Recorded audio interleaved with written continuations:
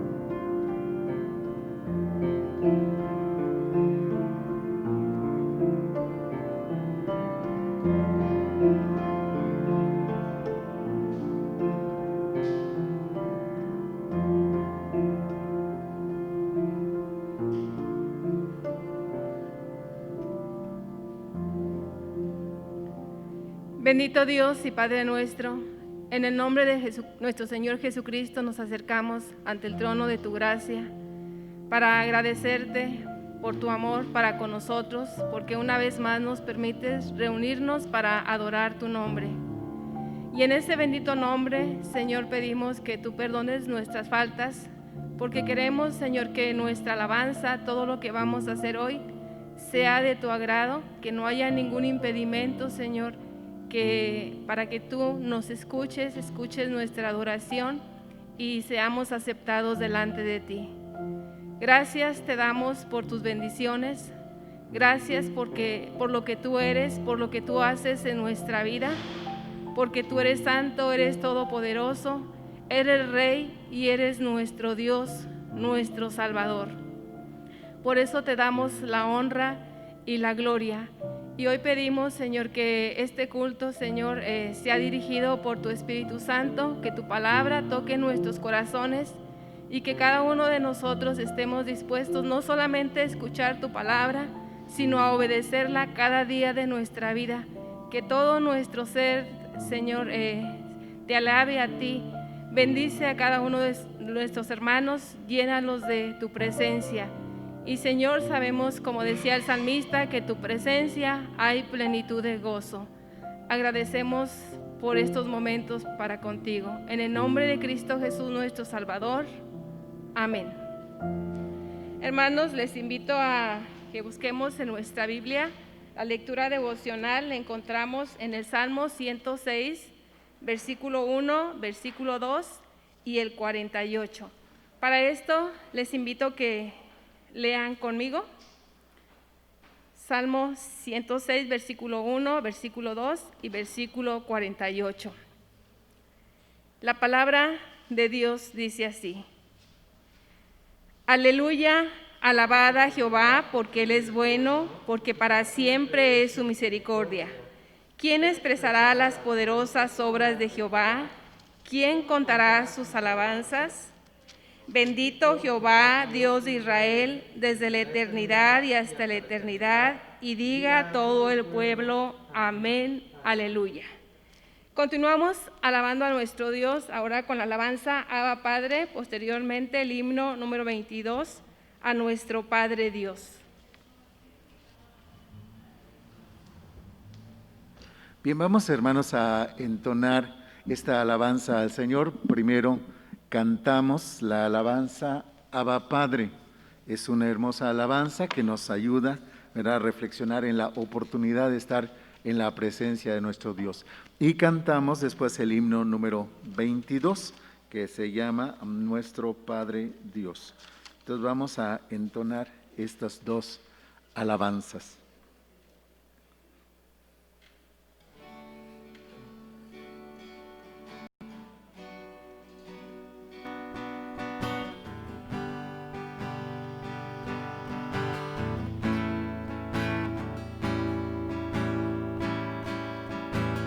Una vez más me acerco a ti con libertad y en adoración. Tú eres mi Dios, tu Hijo soy, mi comunión contigo es una luz de bendición.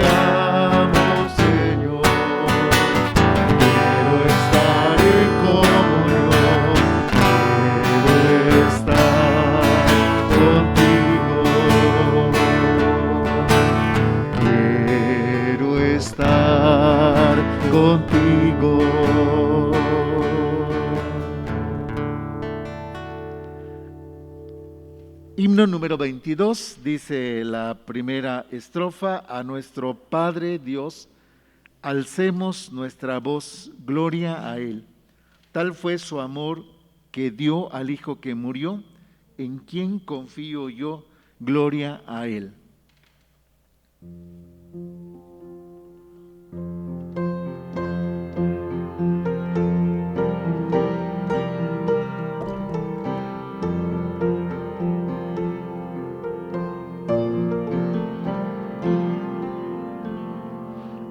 A nuestro Padre Dios, alcemos nuestra voz, gloria a Él. Tal fue su amor que dio al Hijo que murió, en quien confío yo, gloria a Él. A nuestro Salvador demos con fe loor, gloria a Él. Sangre derramó, con ella me lavó, y el cielo me abrió,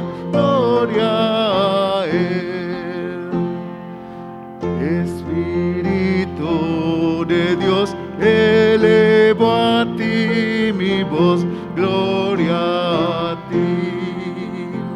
Con celestial fulgor me muestras el amor de Cristo mi Señor, gloria a ti. Con gozo y amor cantemos con fervor al Trino Dios. En la eternidad mora la Trinidad, por siempre alaban al Trino Dios. Acerquémonos al Padre en oración. Señor, estamos dando la gloria, la alabanza a tu nombre esta mañana. Por el gran amor que has tenido para con nosotros, por tu cuidado, por tu misericordia derramada en nuestra vida día a día. Recibe, Padre, nuestra gratitud, recibe nuestra adoración, la alabanza que viene de nuestro corazón por todo lo que tú eres, por todo lo que has hecho maravillosamente en nuestras vidas. Para ti, Padre, sea la gloria, y reconocemos tu grandeza, tu amor, y estamos entregándote entonces todo nuestro ser en agradecimiento, en reconocimiento por lo que tú eres. Esta mañana, Padre, también te rogamos que perdones todos los pecados que hemos cometido. ¿Sabes cuántas veces te hemos ofendido? Y suplicamos, Padre, que tengas piedad de nosotros, limpia nuestra vida, enséñanos a vivir para tu honra y para tu gloria, y glorifica, Señor, tu nombre grande y poderosamente en nuestras vidas. De igual manera, Padre, presentamos delante de ti todos nuestros motivos de oración. Conoces cada uno de ellos, sabes nuestros pensamientos, nuestro corazón, y tu palabra nos asegura que aún antes de que nosotros pronunciemos nuestros motivos, tú ya conoces cada uno de ellos. Por eso, Padre, en esta mañana queremos suplicarte, toma los diferentes motivos de cada uno de mis hermanos que estén presentes en este lugar o que en este momento están participando con nosotros de este culto, y permite, Padre, que sus necesidades, sus motivos de oración sean respondidas por tu grandeza y por tu poder. Suplicamos, Padre, que tú te manifiestes grandemente en todos nosotros y podamos recibir la respuesta que estamos necesitando, y tu gloria se manifieste grande y poderosamente en nuestras vidas. Estamos orando entonces, Padre, para que tú tomes en tus manos nuestras necesidades de salud, de trabajo, de bienestar, de tranquilidad. Queremos, Padre, sentir tu paz, tu presencia, la respuesta a cada una de nuestras necesidades, y viendo, Señor, de qué manera tú te glorificas en nuestra vida grande y poderosamente. Para ti sea la alabanza, Padre, porque sabemos que tú vas a responder. Sabemos, Padre, que tú te vas a glorificar en cada uno de estos motivos de oración. Por eso nos encomendamos en tus manos y suplicamos tu grandeza y tu poder para nuestra vida.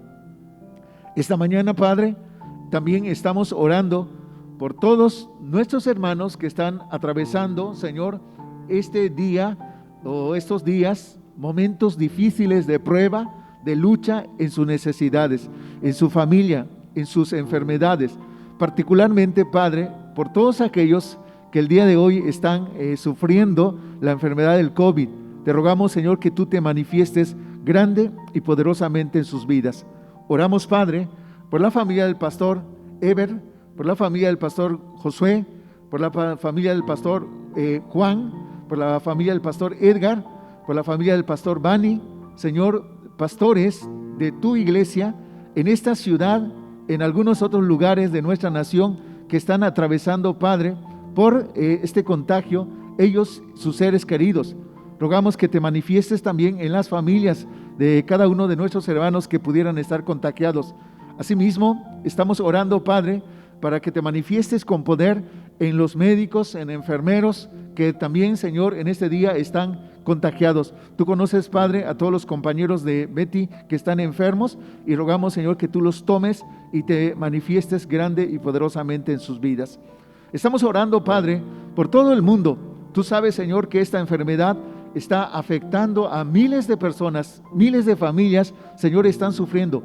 Miles de familias han perdido a sus seres queridos y te rogamos que tú te manifiestes, Padre, con poder en sus vidas, que tu grandeza, que tu amor esté con ellos y les dé fortaleza y te manifiestes grandemente y poderosamente en sus vidas. Señor, nos encomendamos en tus manos para que tu protección, tu guarda, Señor, sea con nosotros y manifiestes tu voluntad en nuestra vida grande y poderosamente. Estamos orando, Padre, porque sabemos que tú eres nuestra esperanza y queremos suplicarte entonces que te glorifiques en nuestra vida grande y poderosamente. De igual modo, Padre, estamos orando por nuestras autoridades, las del municipio, las del estado, las de la federación, y oramos, Padre, para que te manifiestes grandemente en sus vidas, que ellos puedan conocerte, que puedan saber que en ti hay salvación y vida eterna, y dale, Señor, sabiduría para que ellos puedan dirigir esta nación y lo hagan, Señor, para tu honra y para tu gloria. Permite, Padre, que ellos puedan conocerte como Señor y Salvador, y rogamos, Señor, que tú estés entonces en todas las decisiones que nuestros legisladores también están tomando en estos tiempos, para que tu nombre sea glorificado grande y poderosamente. Padre, gracias por darnos la oportunidad de estar en tu presencia. Aquí está tu pueblo, aquí estamos tus hijos, estamos necesitando de ti, estamos, Señor, también agradecidos contigo y rogamos que nuestra oración sea recibida por ti y te manifiestes grande y poderosamente en todos nosotros. También danos la oportunidad de que a través de tu palabra podamos escuchar tu voz, saber, Señor, lo que tú quieres para nuestra vida. Glorifícate entonces, Padre, grandemente en todos nosotros. Haz tu voluntad en nuestra vida y permite que podamos entonces vivir dirigidos por tu grandeza y por tu poder. Alabamos tu nombre, suplicamos todo esto, Padre, en el nombre de tu Hijo Jesucristo. Amén.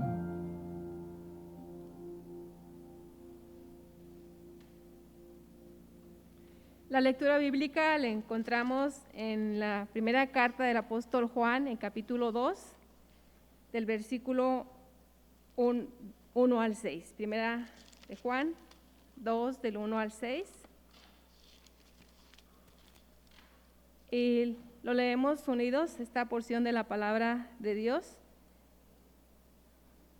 La palabra de Dios dice así: Hijitos míos, estas cosas os escribo para que no pequéis. Y si alguno hubiere pecado, abogado tenemos para con el Padre, a Jesucristo el justo. Y Él es la propiciación por nuestros pecados, y no solamente por los nuestros, sino también por los de todo el mundo. Y en esto sabemos que nosotros le conocemos si guardamos sus mandamientos. El que dice, yo le conozco y no guarda sus mandamientos, el tal es mentiroso y la verdad no está en él. Pero el que guarda su palabra, en este verdaderamente el amor de Dios se ha perfeccionado. Por esto sabemos que estamos en él. El que dice que permanece en él, debe andar como él anduvo. Amén. Continuamos con el mensaje de la palabra de Dios. Tomen, hermanos, sus lugares. Buenos días a todos ustedes. Bienvenidos a este lugar, bienvenidos a esta transmisión.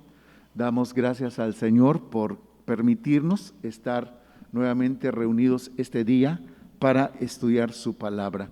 Es una gran oportunidad, es una gran bendición. Entonces damos gracias a Dios por ello. René Coffey escribe: una vez pregunté en clase si les gustaría tener a Jesús de vecino. Vuelvo a leer. René Coffey escribe: una vez pregunté en clase si les gustaría tener a Jesús de vecino. A mí no me gustaría, admitió Dan. ¿Cómo podría divertirme si me observara todo el tiempo? Yo me sentiría culpable cada vez que encendiera la televisión o me pelease con mi hermana, dijo Jenny. Y la mayoría de los alumnos, escribe René Coffey, estuvieron de acuerdo con los dos que habían hablado. A ver, ¿y nosotros qué pensamos respecto a esta pregunta? ¿Te gustaría tener a Jesús de vecino?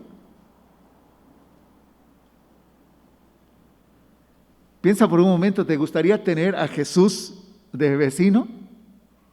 Cuando sales a la puerta de tu casa, tienes que saludarlo. Si llegas a horas extrañas, ¿verdad?, de la noche, o tienes alguna conducta, o te peleas con el vecino de al lado, y Jesús está a tu lado observándote.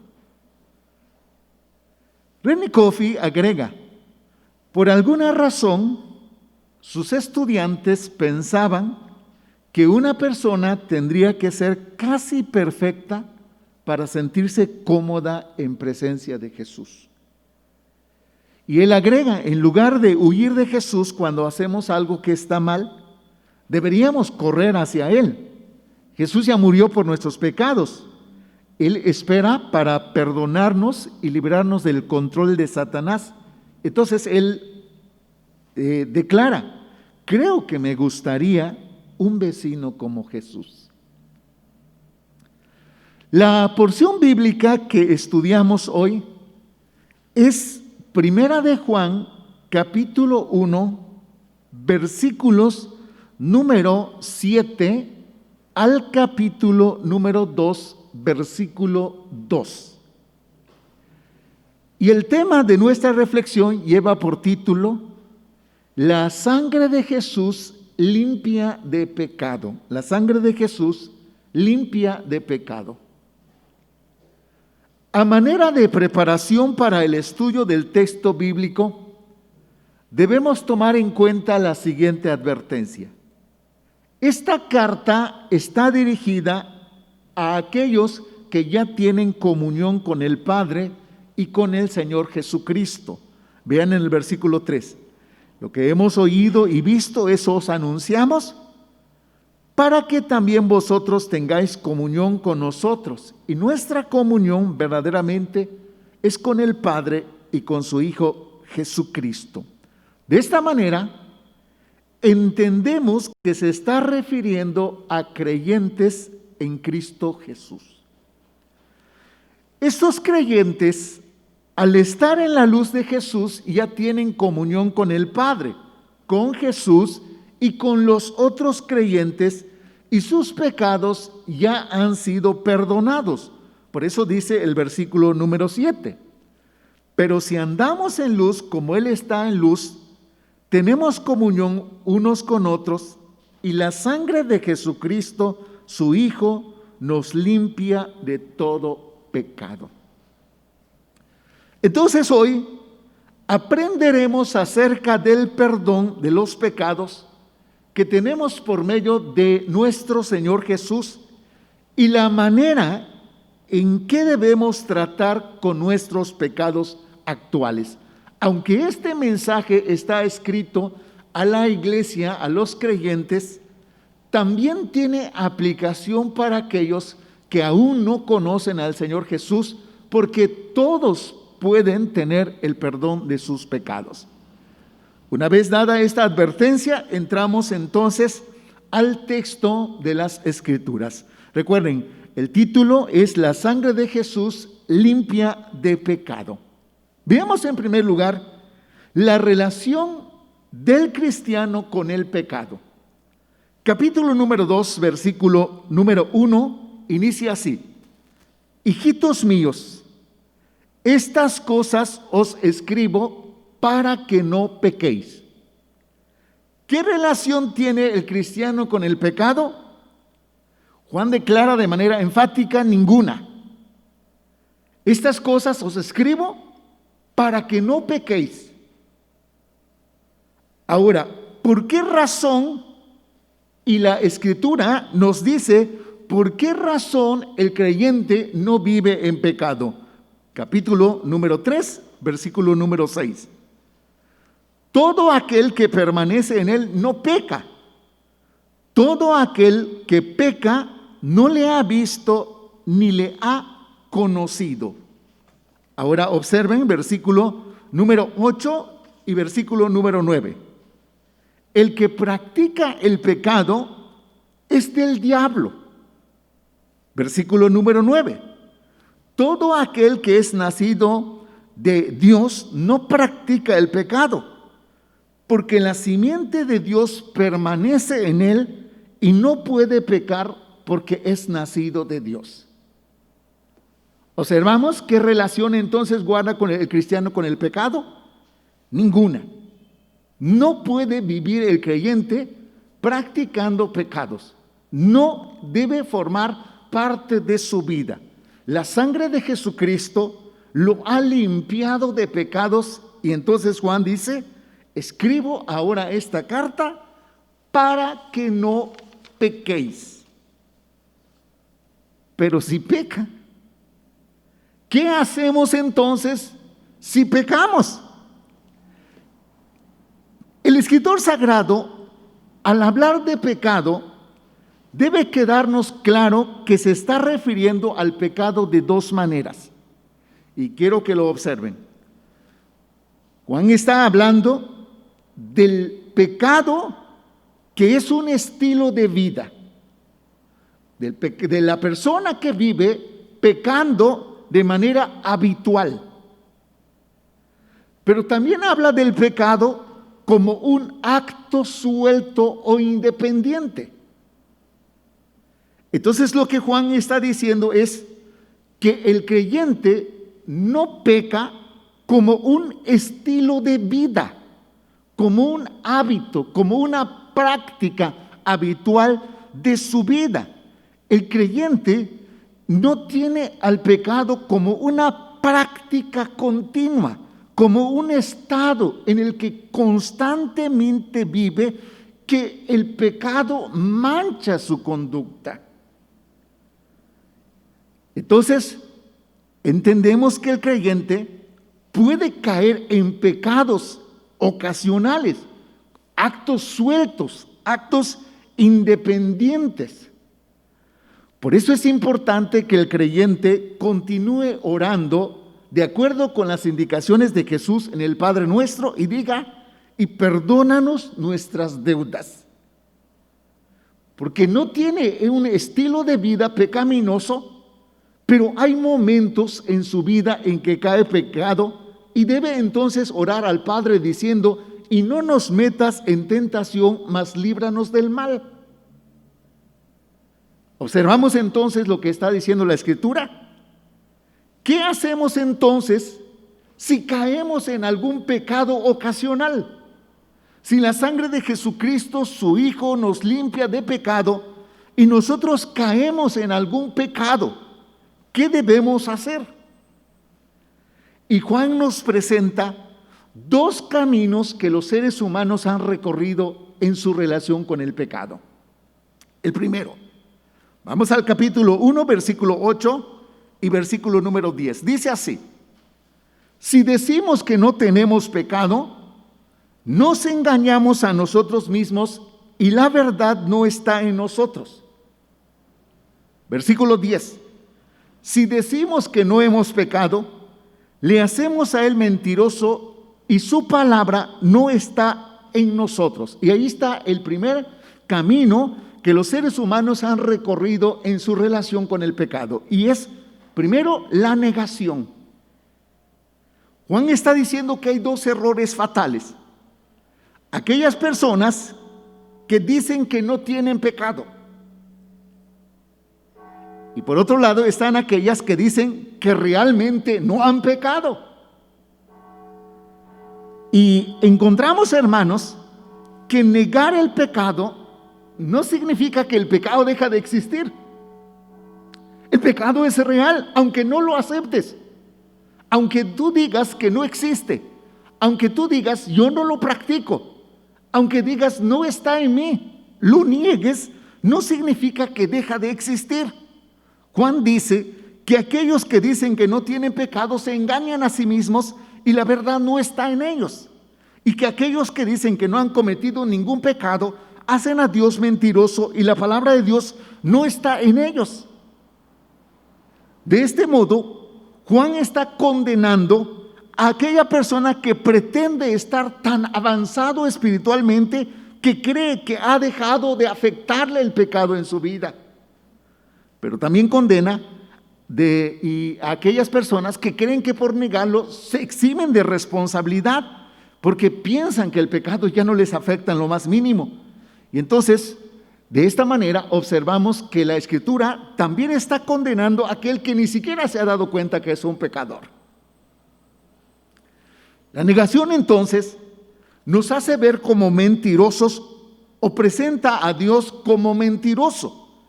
Y esto declara que la palabra no está en la persona que está diciendo eso, que la palabra de Dios, que es verdad, no está en su vida. La negación, entonces, no es el camino por el que debemos andar con nuestros pecados. Juan no lo recomienda, sino que advierte que si mantenemos una postura de esta naturaleza, nos estamos alejando de Dios. Entonces, vamos al segundo camino, versículo número 9. Si confesamos nuestros pecados, Él es fiel y justo para perdonar nuestros pecados y limpiarnos de toda maldad. Está el camino de la negación, pero ahora está el camino de la aceptación y confesión. Juan nos presenta esta segunda forma de tratar con el pecado. Los creyentes que tenemos comunión en Jesucristo, que sabemos que ocasionalmente o bajo alguna circunstancia hemos caído en el pecado, este es el camino que debemos recorrer. La Escritura nos dice que el creyente debe reconocer la presencia del pecado en su vida y confesarlos al Padre para ser perdonados. Cuando tú te das cuenta o cuando has caído en pecado, tú debes entender que su presencia está afectándote y necesitas entonces reconciliarte con el Padre, y lo tienes que hacer a través de la confesión. La confesión significa decir o hablar lo mismo. Cuando confesamos, estamos diciendo acerca del pecado lo mismo que Dios dice. Eso es confesar. Vamos a explicarlo. Dios nos acusa de pecado por medio de su palabra, por medio de su espíritu y también por medio de nuestra conciencia. Cuando nosotros escuchamos esa palabra que nos está condenando, cuando ese Espíritu Santo está redarguyendo nuestro corazón, o cuando nuestra conciencia nos está diciendo que hemos actuado mal, si nosotros nos excusamos e ignoramos esa voz de Dios, estamos en contra de Dios. Pero si nosotros decimos que eso es cierto, nos acusamos, y al acusarnos nos ponemos de acuerdo con Dios, en la línea con Dios. Eso es confesar. Dios está diciendo: tú eres pecador, y yo digo: es cierto, Señor, yo estoy confesando. Cuando el Señor me reprende por alguna acción, tú hiciste esto y está mal, y yo digo: estoy de acuerdo, es cierto, yo estoy entonces poniéndome en la misma línea de Dios. Eso es confesar. Y eso es lo que la Escritura está diciendo. Si confesamos nuestros pecados, en lugar de negarlos, aceptamos su realidad y decimos a Dios: Dios, tú tienes razón, es cierto, he hecho eso, entonces nosotros estamos poniendo en esa misma línea, y el Señor entonces está, hermanos, ya de acuerdo. Nosotros más bien ya estamos de acuerdo con el Señor, y el resultado es que Dios perdona nuestros pecados, nos vuelve a restaurar en nuestra comunión con Dios. Todo eso que hemos pedido perdón o que hemos confesado es perdonado en nuestra vida, y somos limpiados de toda iniquidad. Por eso dice el versículo número 9, que Él es fiel y justo para perdonar nuestros pecados y limpiarnos de toda maldad. Por perdonar se describe la acción de cancelar una deuda y restaurar al deudor, y por limpiar se entiende esa acción santificadora de Dios, de modo que nos vuelve a establecer en esa comunión con el Padre. Y ambas cosas, dice la Escritura, que hará Dios con aquellos que se atreven a reconocer sus pecados y confesarlos con verdadero arrepentimiento delante del Padre. Ahora, ¿qué debe movernos a hacer esto? Y dice ahí la Biblia en el versículo número 9, que Dios es fiel y justo para perdonar nuestros pecados y limpiarnos de nuestra maldad. Primero tenemos que reconocer la fidelidad y la justicia de Dios. Segundo, tenemos que reconocer la realidad del pecado en la raza humana. La Escritura dice que no hay quien haga el bien, no hay ni siquiera uno. Pero también debemos reconocer que el perdón está disponible para aquel que confiesa sus pecados. El libro de Proverbios, capítulo 28, versículo 13, dice: el que encubre sus pecados no prosperará, mas el que los confiesa y se aparta alcanzará misericordia. Entonces observamos, ¿cuál debe ser la relación que existe entre nosotros y el pecado? Nosotros no vivimos practicando el pecado, pero si caemos en pecado, tenemos que aceptarlo, reconocer su presencia, su efecto en nuestra vida y buscar el perdón de Dios. Y ese perdón está disponible porque Dios es fiel y justo. Cierto joven se acercó al pastor de la iglesia y le dijo: pastor, quiero con todas mis fuerzas llegar a ser un buen cristiano. Mi problema es que estoy completamente seguro de que volveré a pecar. No podré resistirme ante la tentación. Y esto refleja la vida de muchos de nosotros. No podemos resistir a la tentación. Hay tentaciones que nos han dañado constantemente.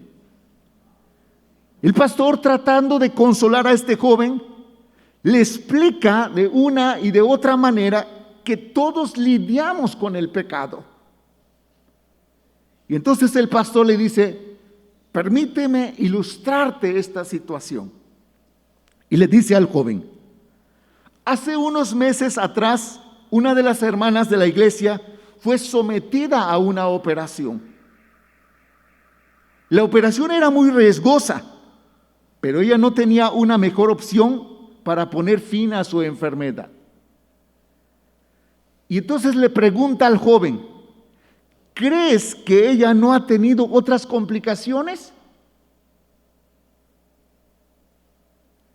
Claro que las tuvo, dijo el pastor, pero te diré lo que hace la hermana. Cada vez que tiene un problema, pues va al médico. Sin pensarlo, acude al médico. ¿Y qué hace el médico? Pues le busca una solución, le da una alternativa, atiende el problema. Entendemos, dice entonces el pastor a este joven, mientras estamos en la tierra, el pecado nunca dejará de ser un problema para los hijos de Dios. Pero el Hijo de Dios siempre está acudiendo al médico para que él solucione este problema, para que él tome este problema, para que él pueda darle una solución. Entendemos entonces, hermanos, que el pecado es como una enfermedad, nada más que es espiritual, y necesita ser atendida constantemente, removida constantemente, para que podamos alcanzar esa relación de comunión con Dios. La sangre de Jesucristo, su Hijo, nos limpia de todo pecado.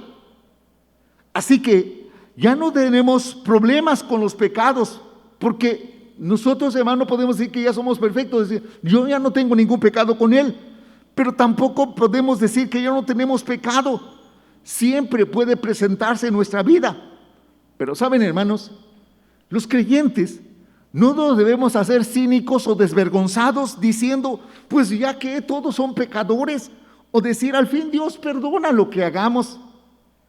Pero saben, hermanos, el pecado mucho menos debe alejarnos de Dios, como habitualmente sucede con muchos creyentes, sino que todo lo contrario, El pecado debe llevarnos a la reconciliación con Dios.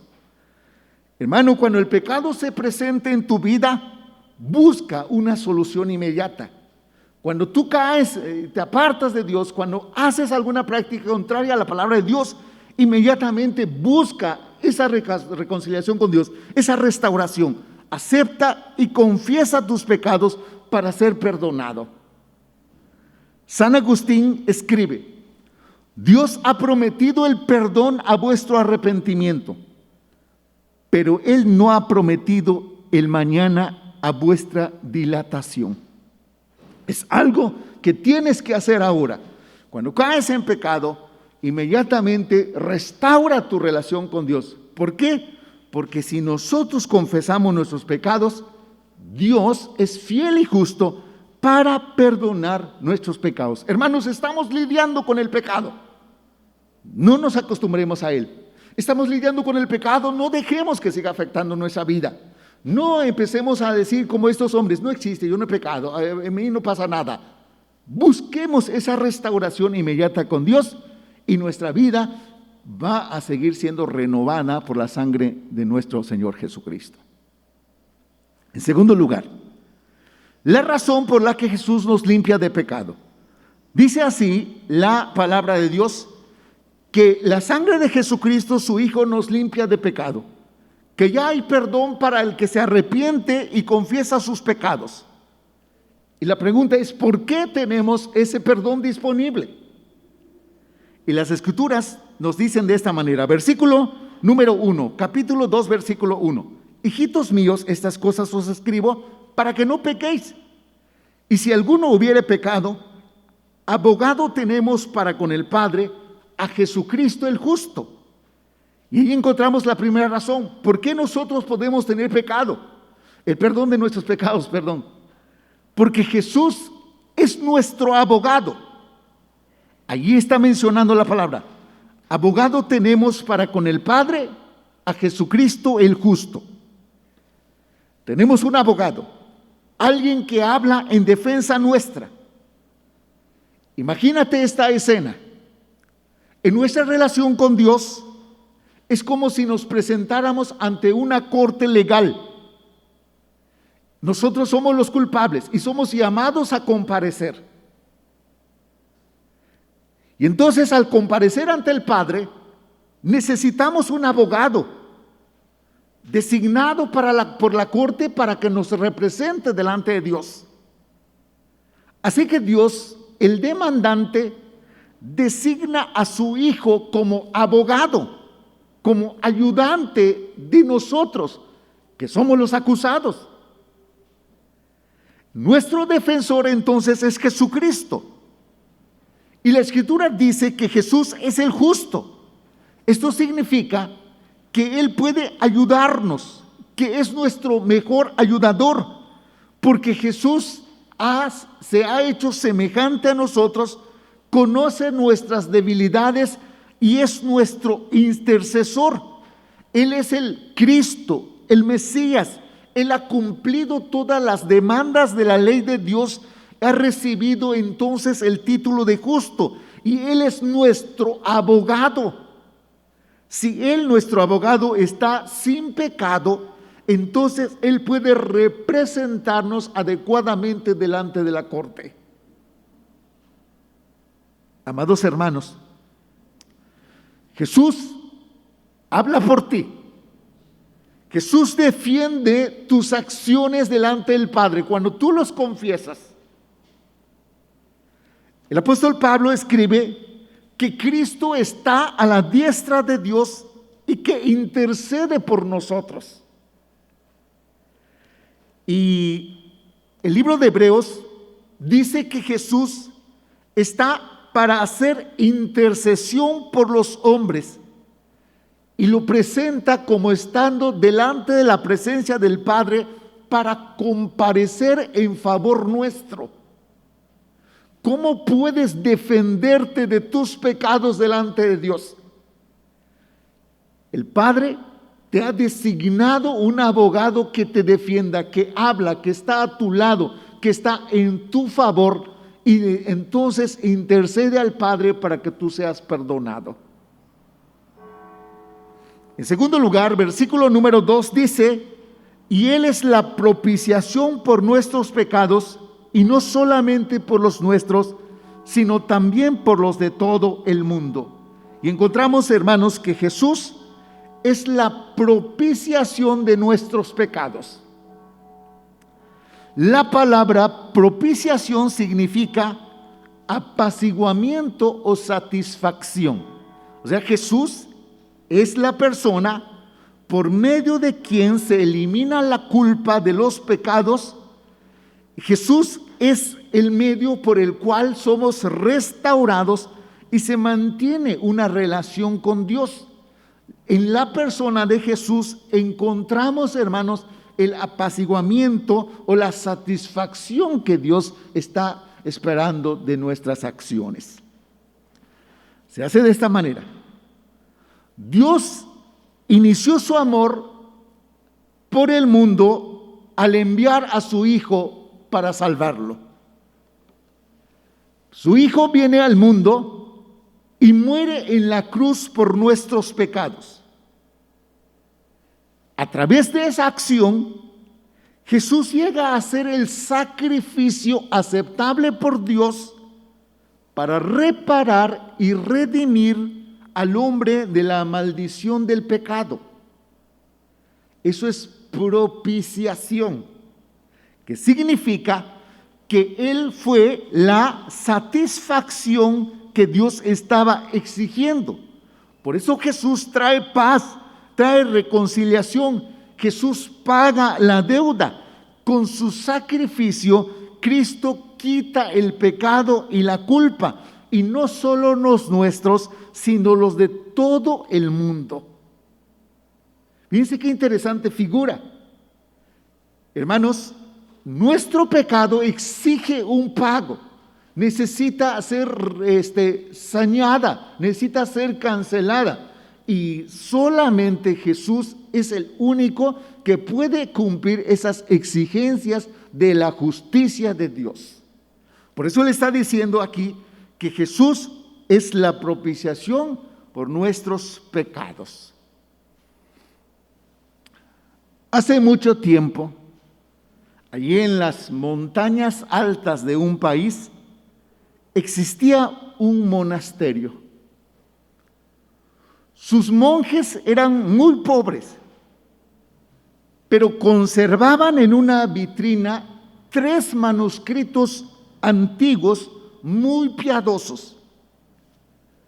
Los monjes vivían de su esforzado trabajo rural y fundamentalmente de las limosnas que les dejaban los curiosos que se acercaban para conocer acerca de esos 3 rollos.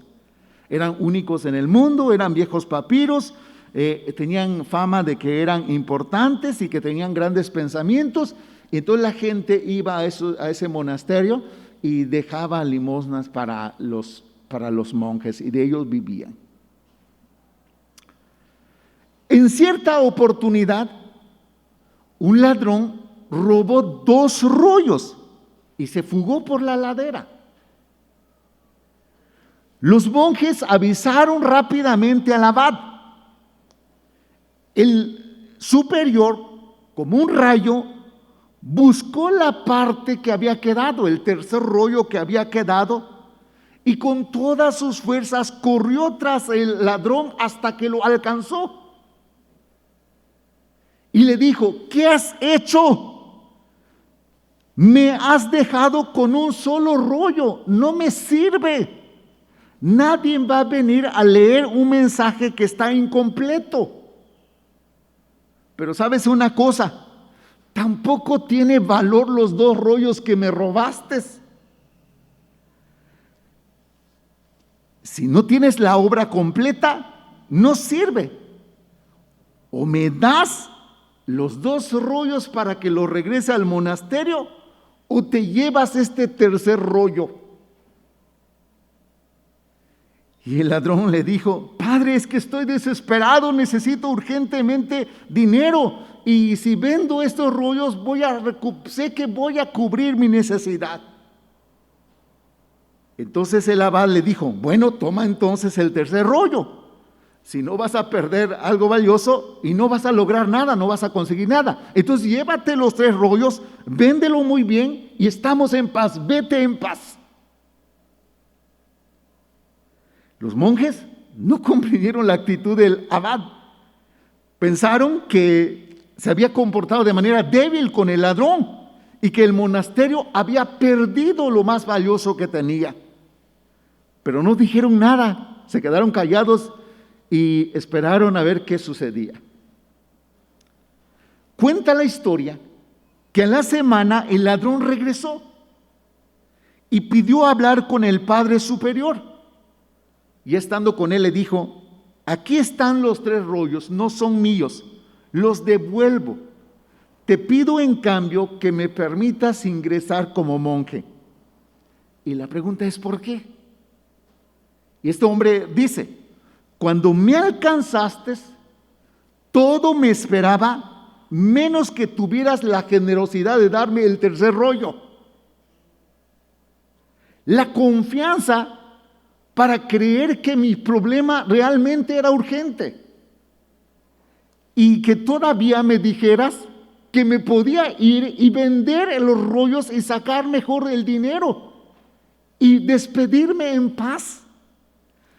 Y eso para mí fue un acto sincero de perdón y eso me ha hecho cambiar y mi vida se ha transformado. Quiero que tú pienses en esta anécdota. Y esto es más o menos lo que sucede en nuestra relación con Dios. Todos pecamos con Dios, contra Dios, como el ladrón de la anécdota. Pero el Padre nos alcanzó. Y saben, hermanos, nos revela nuestra maldad, pero además pone a su Hijo Jesús para que responda por nosotros, para que su ira se apacigüe. Eso es propiciación. Y además le dice a su Hijo, defiende a ese ladrón. Eso es abogado.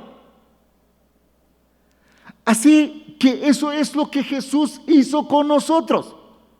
Por eso dice la palabra, ¿cuál es la relación? La sangre de Jesucristo, su Hijo, nos limpia de todo pecado, porque está consciente de nuestro pecado, pero envía a alguien que muere por nosotros para defendernos y para ocupar nuestro lugar. El profeta Isaías escribe de esta manera, Isaías 53:6, todos nosotros nos descarriamos como ovejas, cada cual se apartó por su camino, mas Jehová cargó en él el pecado de todos nosotros. ¿Quién se desvió? Nosotros. ¿Quién pagó? Jesús. ¿Qué hicimos nosotros? Nos fuimos por nuestro lado como ovejas ingratas. ¿Y quién pagó el plato roto de que decimos comúnmente? El Señor Jesús. Por eso nuestros pecados son perdonados. Por eso, hermanos, debemos ser renovados. El apóstol Pablo, en Romanos capítulo 3, versículo 22 al 26, escribe, porque no hay diferencia por cuanto todos pecaron y están destituidos de la gloria de Dios, siendo justificados gratuitamente por su gracia, mediante la redención que es en Cristo Jesús, a quien Dios puso como propiciación por medio de la fe en su sangre, para manifestar su justicia a causa de haber pasado por alto en su paciencia los pecados pasados, con la mira de manifestar en este tiempo su justicia, a fin de que Él sea el justo y el que justifica al que es de la fe de Jesús. ¿Quiénes pecaron? Todos nosotros. ¿Quiénes siguieron su propia voluntad? Todos nosotros. ¿Quiénes fueron destituidos de la gloria de Dios? Todos nosotros. ¿Y quién murió? Jesús. ¿Quién pagó el precio? ¿Quién fue puesto en nuestro lugar para que Dios pasase por alto nuestros pecados? Jesús. Cuando vemos, hermanos, entonces esta enseñanza bíblica, nos debe quedar claro que la justicia y la misericordia de Dios es tan grande, es de una magnitud especial. ¿Qué vas a hacer ante esta muestra de amor y de misericordia? ¿Observan por qué el ladrón regresó? Porque el abad le dijo: estamos en paz.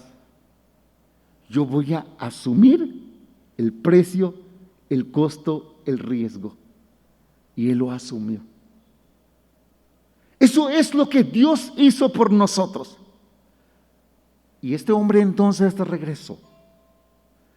Tenemos que vivir una vida que agrada a Dios. Debemos apartarnos de pecado.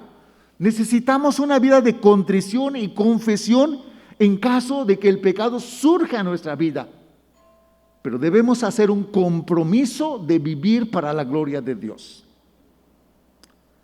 MacArthur escribe esta frase: el sacrificio de Jesús en la cruz satisfizo las demandas de la santidad de Dios para el castigo del pecado.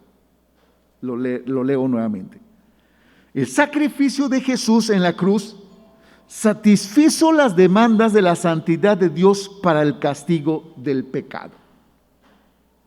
Si eso es lo que hizo Dios, eso es justamente lo que Juan está diciendo. Ya no podemos vivir en pecado. Debemos vivir haciendo lo que agrada a Dios. Entonces, ¿cómo se espera que vivamos? El apóstol Pedro nos presenta un reto para la vida.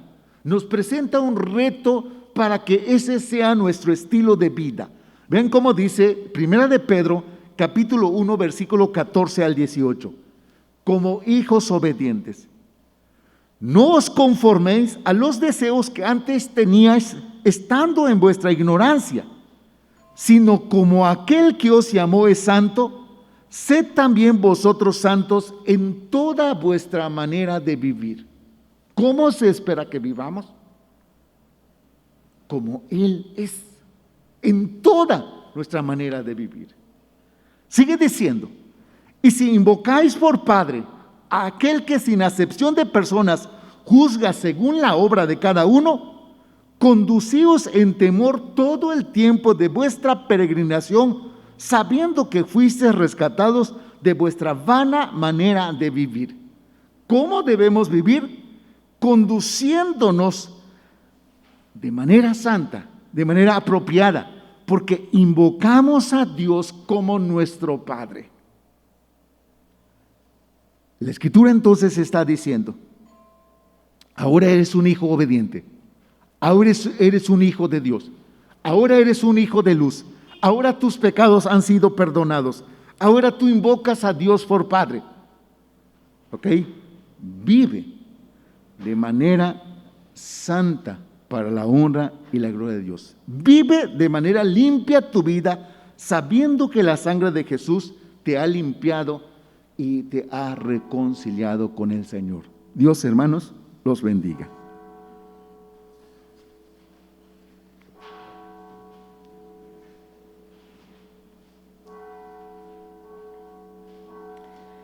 Continuamos alabando a nuestro Dios con el himno número 161, Hubo quien por mis culpas.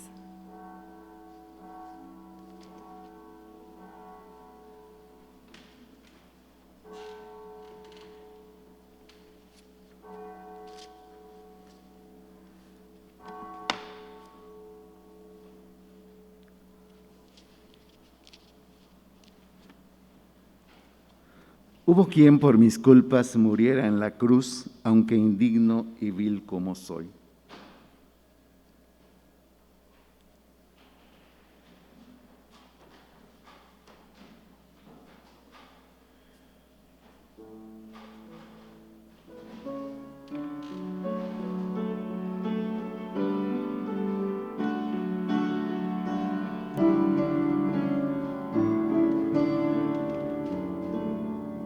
Hubo quien por mis culpas muriera en la cruz, aunque indigno y vil como soy.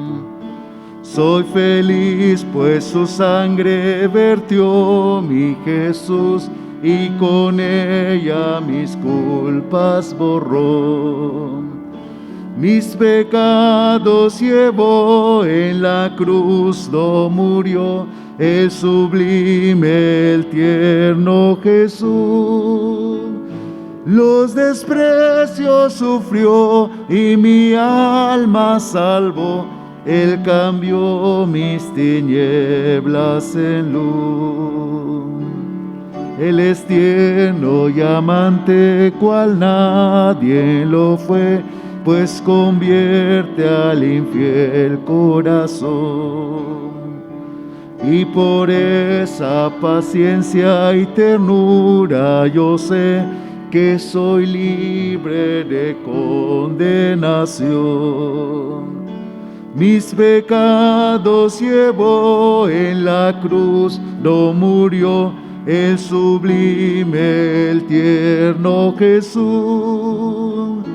Los desprecios sufrió y mi alma salvó. Él cambió mis tinieblas en luz.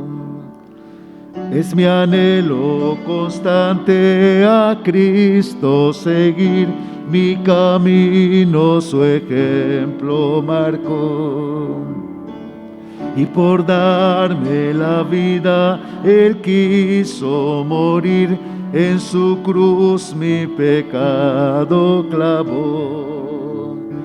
Mis pecados llevó en la cruz, no murió el sublime, el tierno Jesús. Los desprecios sufrió y mi alma salvó. Él cambió mis tinieblas en luz. Tomen, hermanos, un momento sus asientos. Felicitamos a los que cumplieron años esta semana. Arlet el día 4, a Daily el día 5, felicidades Daily, y a Epifania, nuestra hermana Epifania, también el día 5, el día 9, a Eric, Giovanni y a Juan. Damos gracias a Dios por la vida de cada uno de nuestros hermanos que cumplieron años. Les recordamos que el día de hoy, 12:30, tenemos la clase bíblica infantil. Todos los miércoles, 7:30, tenemos nuestro devocional unido por la plataforma de Zoom, así que están todos invitados. Y les recordamos que todos los días están invitados para llevar a cabo su devocional familiar. Todos los días a las 8 de la noche nos unimos como iglesia para adorar al Señor, pero también el día miércoles lo hacemos de manera unida, así que están todos invitados a participar. Sigamos orando por todos nosotros, oremos por la situación que aún guarda nuestra nación, el mundo entero, con el virus que estamos viviendo, y el Señor se manifieste con misericordia en nuestras vidas. Vamos a concluir entonces este culto. Damos gloria al Padre y reconocemos su presencia en nuestra vida. Vamos a ponernos de pie, oramos y nos despedimos, y también oramos por nuestras ofrendas. Oremos. Padre, te damos la gloria por tu grandeza, por tu misericordia. Padre, te reconocemos este día de manera especial por el sacrificio de tu Hijo Jesucristo, porque su muerte, su sangre derramada en la cruz, nos garantiza a nosotros el perdón de nuestros pecados, para que vivamos, Señor, conforme a tu voluntad. Permite que en todo momento estemos, Señor, siempre apegándonos a tu palabra, a tu voluntad, y que nuestra vida sea conforme a tus propósitos, que nuestra vida te agrade en todo lo que somos. Oramos, Padre, para que tú estés con nosotros, nos acompañes. Derrama tu bendición sobre nuestra vida, sobre nuestra familia, sobre nuestro trabajo, sobre cada aspecto que tiene que ver con nuestra vida, y permite que en todo podamos ver tu cuidado y tu misericordia. También te ofrendamos, Padre, y te entregamos nuestras ofrendas, nuestros diezmos, suplicando que tu bendición sea con todos nosotros, con todos nuestros hermanos que están atravesando por situaciones difíciles económicamente, rogamos que tu gracia y tu poder se siga manifestando en todos ellos. Padre, bendito sea tu nombre, te damos la gloria, suplicamos que tu cuidado y tu amor siga estando con todos nosotros. Oramos en el nombre de tu Hijo Jesús. Y ahora, mis amados hermanos, que la gracia del Señor Jesucristo, el amor del Padre, la comunión de su Espíritu Santo sea con todos ustedes, ahora y siempre. Amén.